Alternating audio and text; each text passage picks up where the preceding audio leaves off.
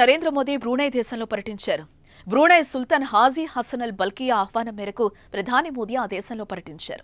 ద్వైపాక్షిక సమావేశాల కోసం బ్రూనై వెళ్లిన తొలి భారత ప్రధానిగా మోదీ రికార్డు సృష్టించారు. ఈ పర్యటన సందర్భంగా బ్రూనై సుల్తాన్ హాజీ హసన్ అల్ బొల్కియాతో మోదీ భేటీ అయ్యారు. క్రౌన్ ప్రిన్స్ అల్ ముహతాది ప్రధాని మోదీకి ఘన స్వాగతం పలికారు. భారత ప్రధానిగా తొలి ద్వైపాక్షిక పర్యటన ఇదే కావటం విశేషం. భారత act east policy, Indo Pacific విజన్లో భారత్కు బ్రూనై ముఖ్య భాగస్వామి అని మోదీ తెలిపారు. అయితే భారత్ బ్రూనై మధ్య ద్వైపాక్షిక బంధానికి 40 ఏళ్లు పూర్తయిన సందర్భంగా మోదీ ఈ పర్యటన చేశారు. ఈ సందర్భంగా బ్రూనైలోని ప్రవాస భారతీయులతో మంగళవారం ముచ్చటించారు.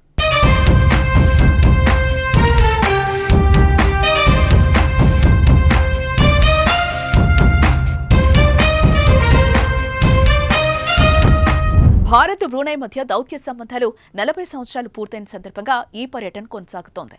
రెండు దేశాల మధ్య రక్షణ, వాణిజ్యం, ప్రాంతీయ సహకారం వంటి అంశాలపై సుదీర్ఘంగా చర్చలు జరిపారు.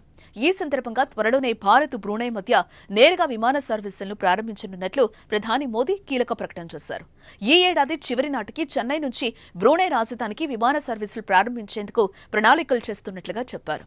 ఇక బుధవారం ఉదయం బ్రూనై సుల్తాన్ అధికారిక నివాసమైన ఇస్తానా నూరుల్ ఇమాన్ కు వెళ్లిన మోదీకి సుల్తాన్ బొల్కియాతో పాటు ఆయన కుటుంబ సభ్యులు ఘన స్వాగతం పలికారు.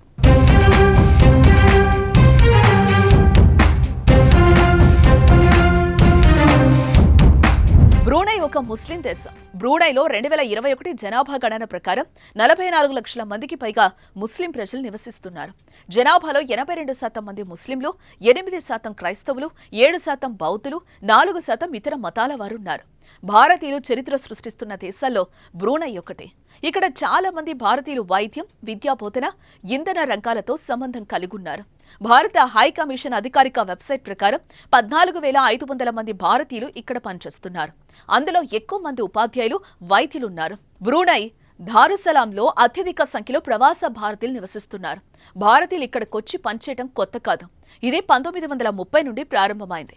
దీని తర్వాత ఎన్ఆర్ఐలు ఇక్కడ పనిచేసి వివిధ రంగాల్లో తమ సహకారాన్ని అందించారు. బ్రూనై కూడా వారి సహకారాన్ని గుర్తించింది.